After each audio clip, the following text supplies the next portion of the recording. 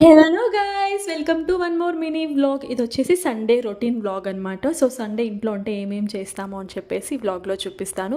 First అయితే non veg తెచ్చుకున్నాము, అంటే చికెన్ తెచ్చుకునేసి కర్రీ ప్రిపేర్ చేస్తున్నాము. ఇదైతే బ్యాచులర్స్ రెసిపీ అని చెప్పొచ్చు, ఎందుకంటే సింపుల్ ఇంగ్రీడియంట్స్తో కర్రీ చాలా టేస్టీగా ఉంటుంది. మీకు రెసిపీ కావాలంటే చెప్పండి, ఈసారి ఎప్పుడైనా షూట్ చేసి పెడతాను. ఇది రెసిపీ వచ్చేసి మా చెల్లెలు చేసింది, ఎందుకంటే మనకు నాన్ వెజ్ పెద్దగా రాదు, నాన్ వెజే కాదు కుకింగ్ చాలా తక్కువ అనమాట. సో టేస్ట్ అయితే చూసాను, చాలా బాగా వచ్చింది.